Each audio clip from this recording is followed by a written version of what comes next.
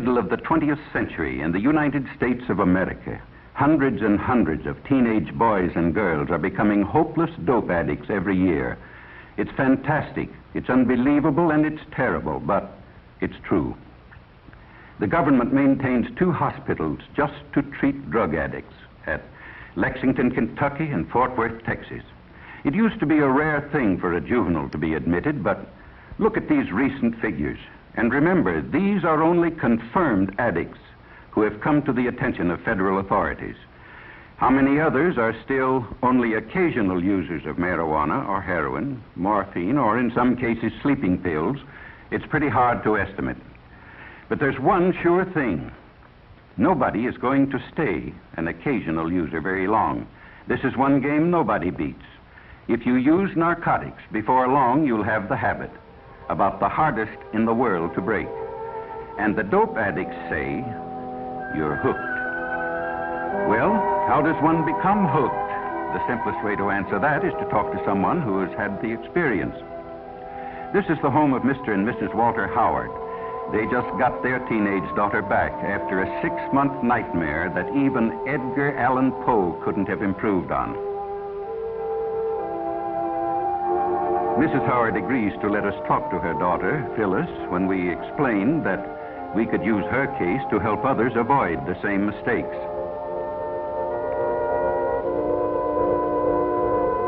This is Phyllis as she looked 6 months ago, a senior in high school, pretty as a picture. Just recently, she was released from the narcotic ward of the county jail in the custody of her parents.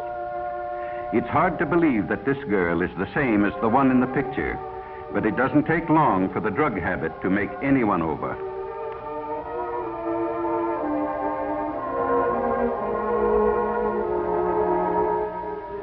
Phyllis wasn't anxious to talk about her experiences with dope, but she could see how her story might be used to help others, and she began to talk.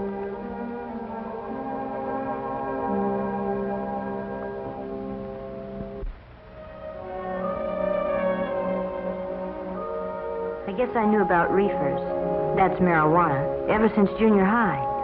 Some of the boys smoked them, the ones who couldn't get along, who were afraid of everything. You know, the ones with no backbone.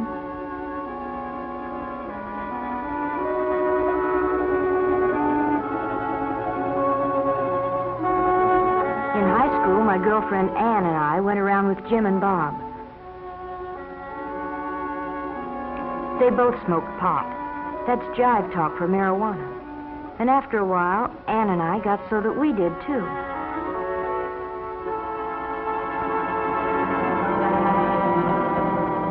It's funny what it does to you. Everything speeds up to 100 miles an hour. You think you're real sharp, and you laugh a lot. You feel like you're the biggest person in the world.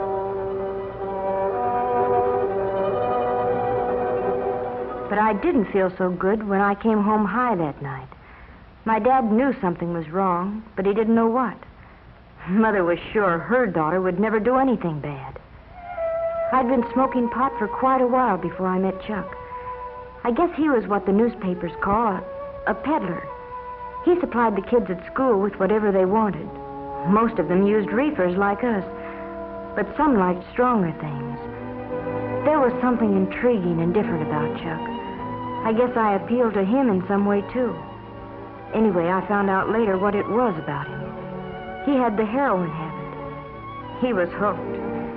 Chuck and I started running around together, and one night he asked me up to his place.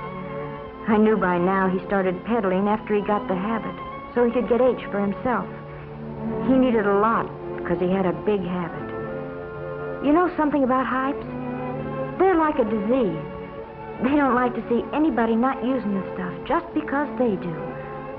Chuck finally talked me into using heroin. He said it would make him feel better. So I tried it. But I was going to be smart. Just take it or leave it. Nothing was going to happen to me. But before I knew it, I was hooked. Bad. I had a heroin habit as big as Chuck. I hadn't been home in weeks. Oh, Chuck and I were married, but it didn't matter very much. Nothing does. Not when you're on H. All you think about day and night is dope. How much you've got, where to get more, what you'll do if you can't get it. And then they'd got Chuck. They had to eventually, I knew that, but it didn't matter much. Nothing did except age. All of a sudden it hit me. If Chuck had seen the cops coming, he might have got rid of our supply.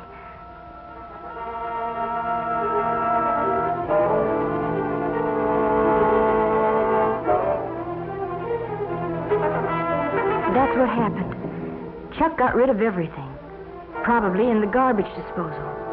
Oh, that's a favorite trick of Hype's when they're going to be arrested. But it left me in an awful spot. I needed a fix bad. So bad I didn't care whether I lived or died. And I didn't know whether I'd ever get another cap.